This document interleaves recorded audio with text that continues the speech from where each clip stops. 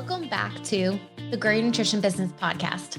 At Healthy Steps Nutrition, we believe something as fundamental as nutrition shouldn't be complicated, which is why we focus on a simple, habit-based approach.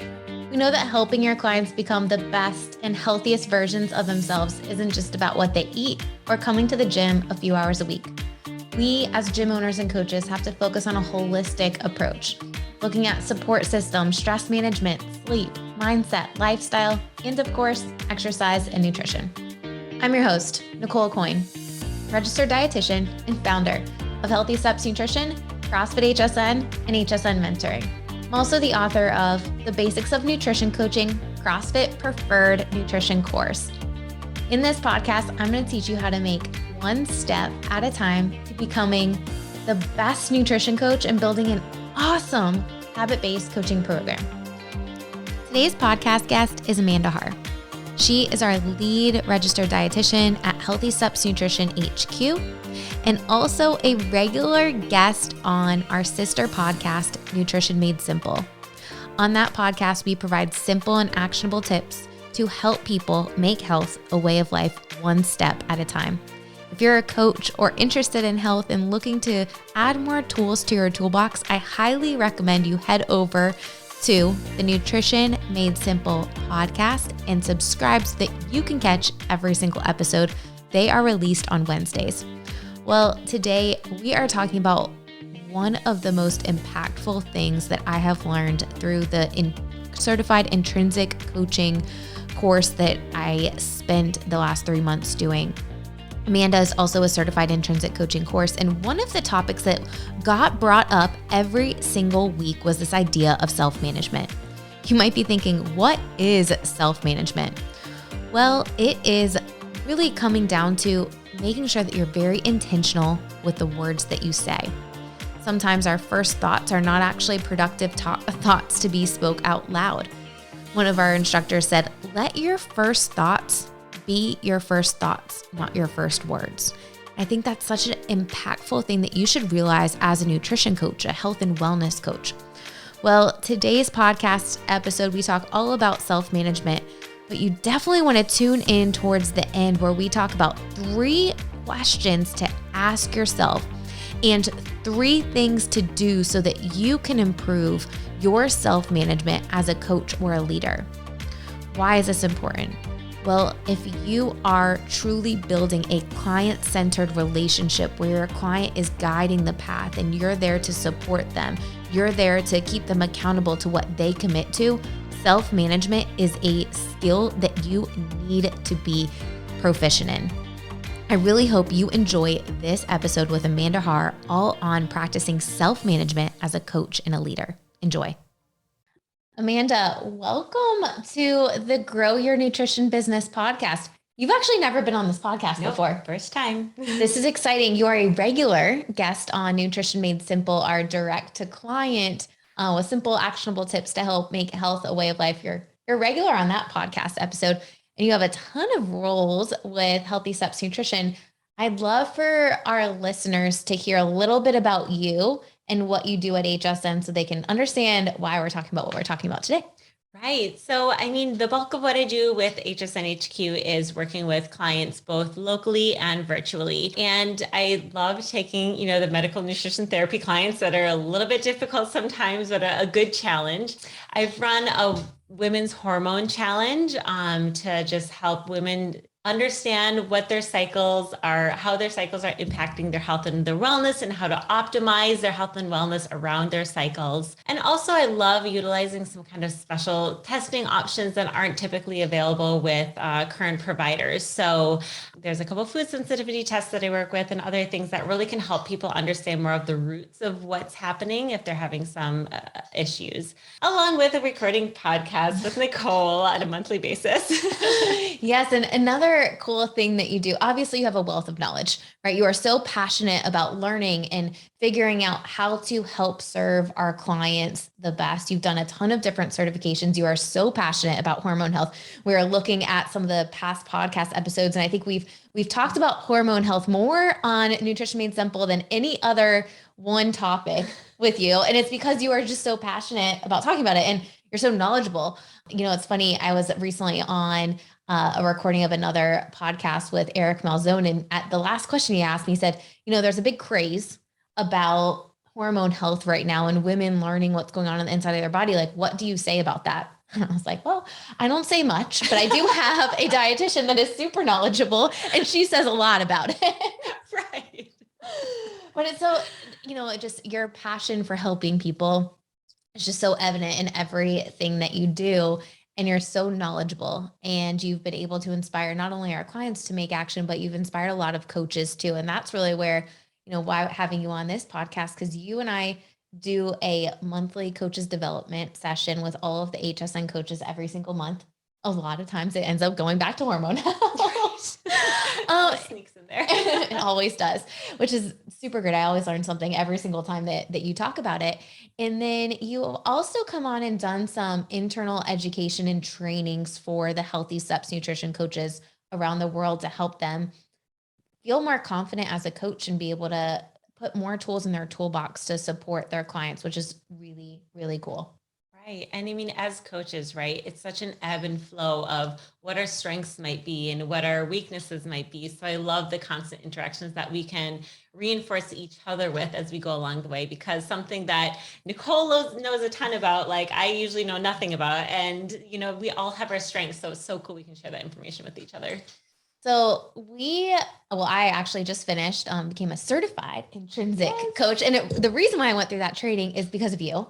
And you're like, Nicole, I did this training and I think it was really cool. And I think you might like it. So I'm like, well, I need dietitian CEUs. Like, let's do it.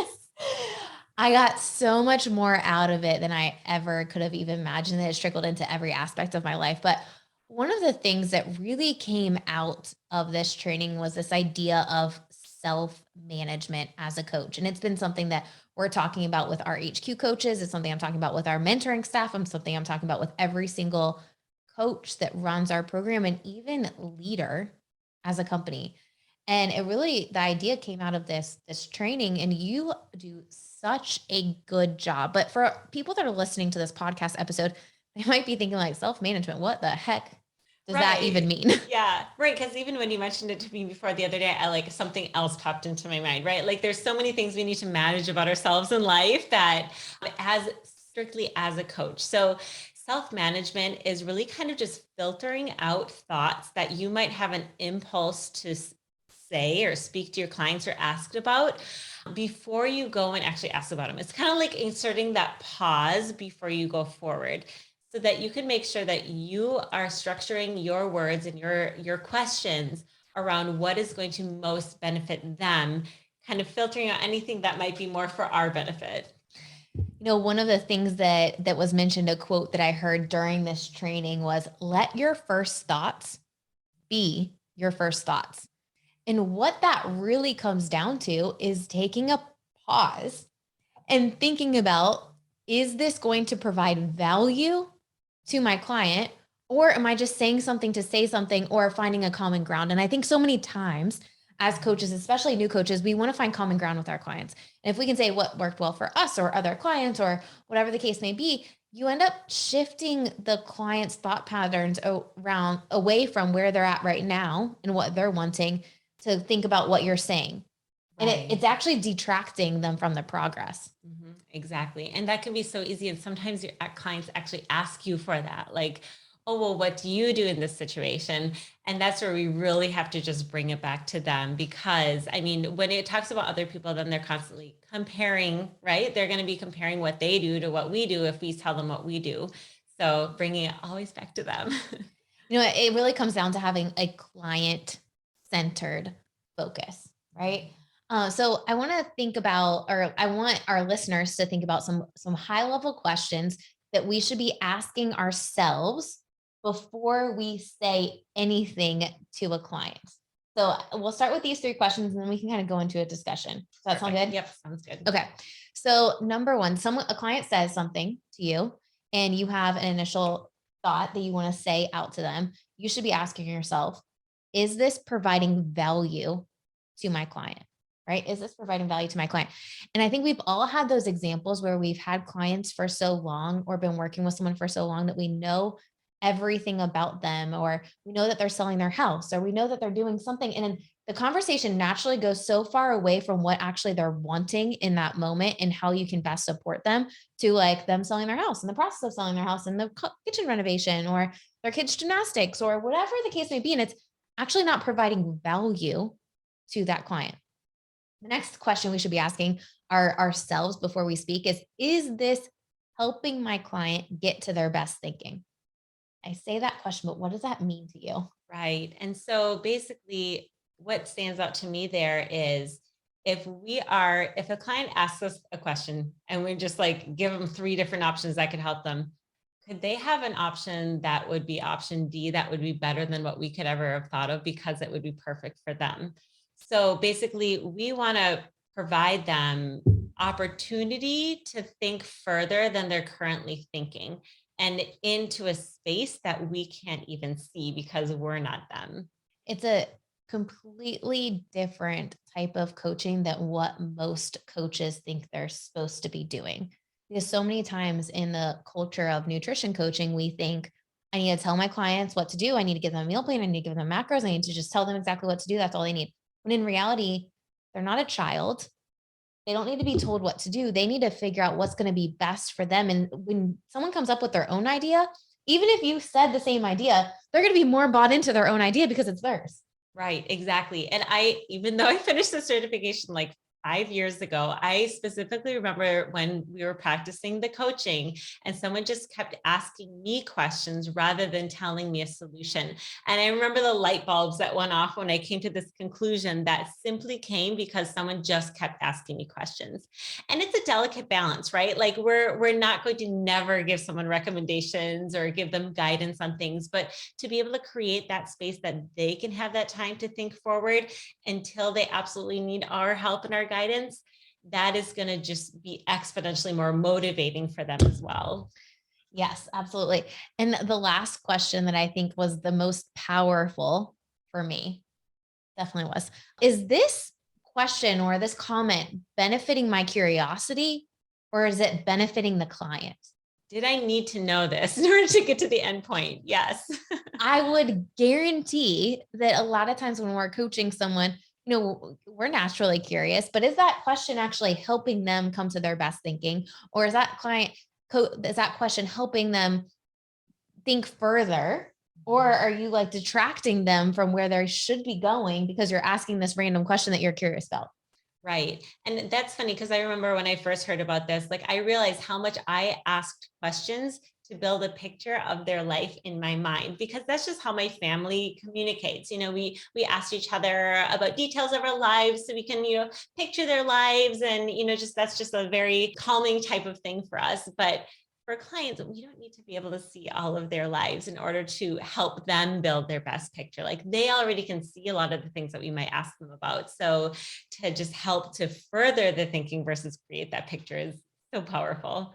And I think a simple thing to be thinking about as you're coaching clients is really asking them, hey, what are you wanting right now? How can I best support you? What do you need from me to get to what you're wanting? And if you really go into every session with what is the client wanting, then you're really going to help them and provide so much more value than this just telling them exactly what to do or keeping them accountable, because you're giving them space to plan. And with society today, we're in a rush all the time. And some of these questions that we're asking, prompting them to get to their best thinking, they would have never spent the time to think about that on their own. So you're providing so much value. And I think when we as coaches understand our value comes from the support that we're giving our clients, asking these questions, giving them space to figure out what's going to be most beneficial for them. And your value is not on giving the client macros and meal plans and telling them what to do and yelling at them if they don't, then you're going to increase exponentially the length of engagement with your clients. I mean, Amanda, you've had clients for 3+ years. Right. Yeah. Almost as long as I've been with HSN, which is really cool.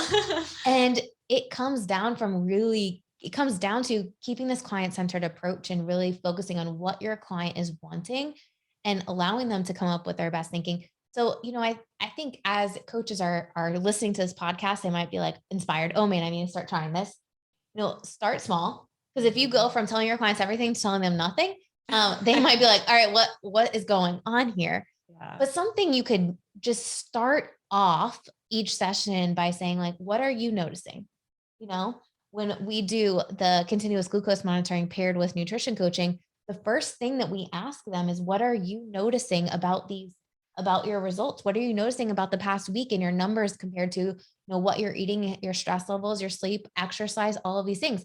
And what is so amazing is you end up finding what's important to them and them like synthesizing the information, and they end up coming to a conclusion that is so valuable that they're invested in to move forward with.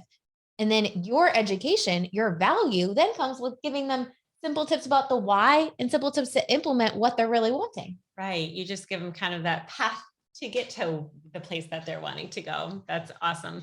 And in kind of a practical sense, when we are kind of digging into these questions, and it really helps get sessions to the point quickly. So even if you feel like you're struggling with, getting everything all in the session, which I definitely struggle with sometimes, that helps to direct the sessions. Because if you have like a few good questions, that is worth more than sometimes 60 minutes of conversation, because they have that light bulb moment. We don't want to distract from them from that thinking pattern. And then you can move along into your next pathway. I think that's a super valuable point there.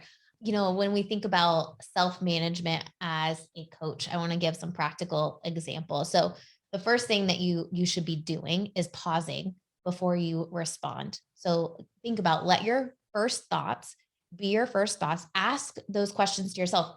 Is what I'm about to say valuable to my client? Is it helping them get to their best thinking? Or am I asking this because I'm curious, or is it really needed for the client? Like, and I think if you ask those questions, you're going to naturally probably weed out some of the things that you would say that are not helpful to that client and their plan. Right. And it's so cool because as nutrition coaches, right, we talk about the pause between the impulse and the food choice. So this is just the same concept, right? Like a pause, giving yourself space to think and strategize before you proceed in what you're doing with your clients. No, I think when you are asking these questions, like, your clients are going to keep thinking about what you talk about. So it's really helpful for those clients to gain buy-in and gain traction and think about things in a different way, which is great. Another action item that you can do as a coach, especially if you're doing any virtual sessions, I think this is such a valuable piece that you should do on a regular basis. Pull one of your calls that you had, pull an initial consult, and pull a follow-up visit. Maybe it's a client that you've had for a while that you're like, man, we're getting a little bit stagnant. Listen to that call and see, every time I'm speaking, is this providing value? Is this helping my client get to their best thinking? Am I asking this question because I'm curious, or is it actually benefiting the client? And like, maybe keep a check mark, Right. how many Yes. times are you doing things that are not in line or are in line? And that would be a great, reflection tool for you to get better as a coach. I just did the last step of this certification was a practical skills assessment where I had to be the coach, and then the trainer of the course was the client. And it was really great to have that evaluation to see, like, what are the gaps of things that I need to improve on, and what did I do well with. And I can promise you, from that time to the initial course, like, I slowed the heck down. I was super intentional with the questions. And what I found is, when I was actually doing those pauses, she kept talking, you know? Very cool. Right. And I think that's what ends up happening a lot of times is we end up accidentally, if you find yourself cutting people off, Hmm. Yep.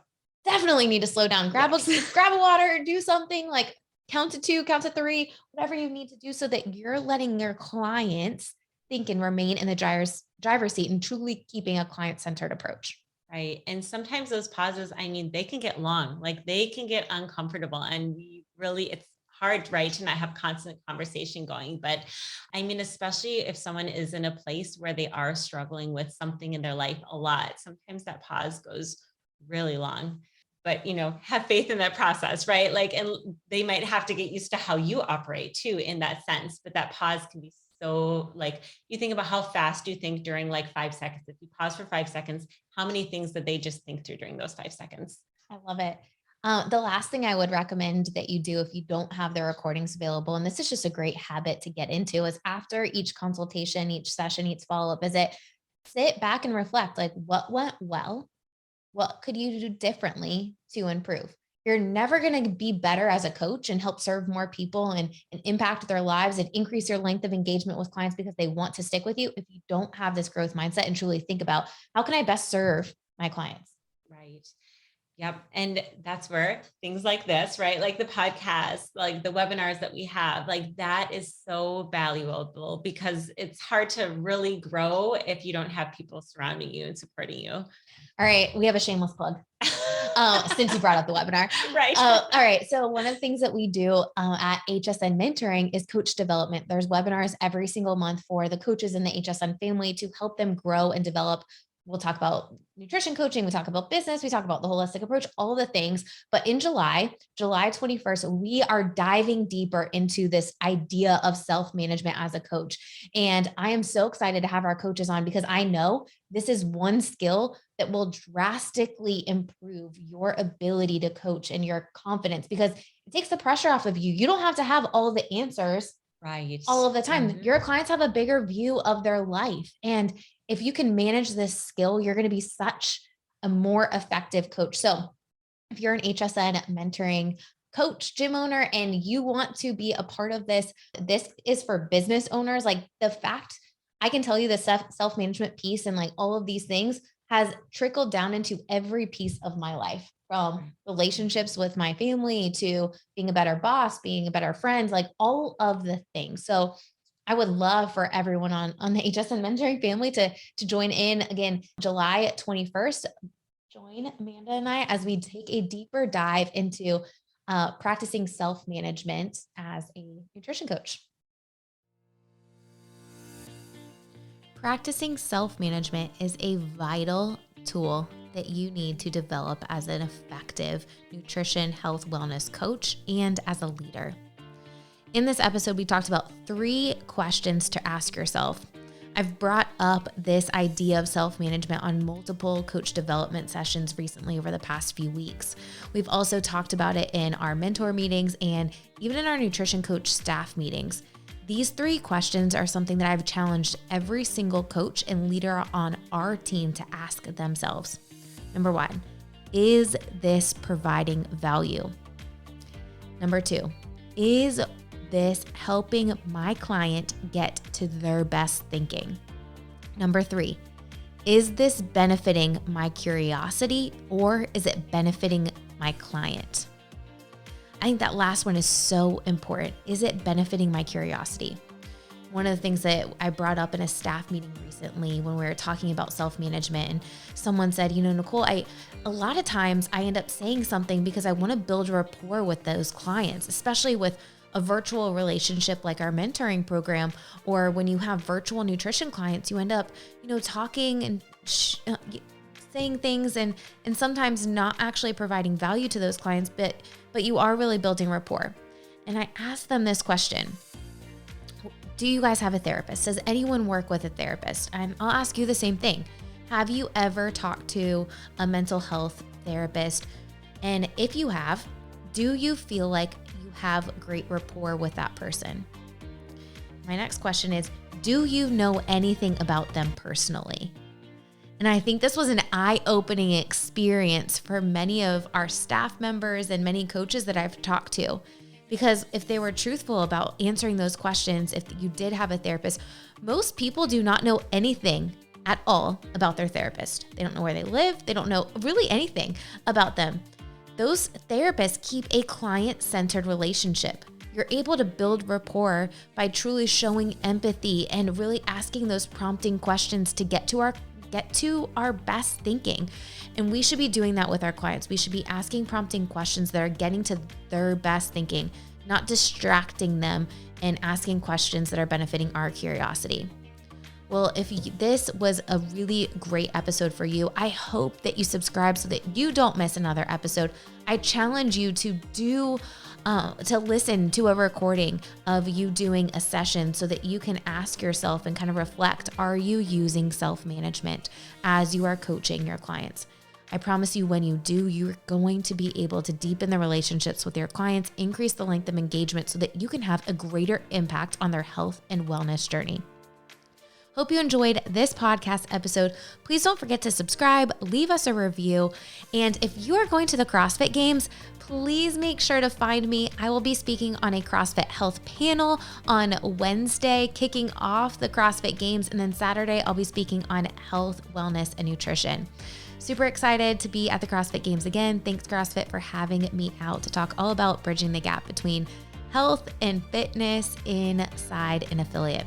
All right, we'll see you back here next week.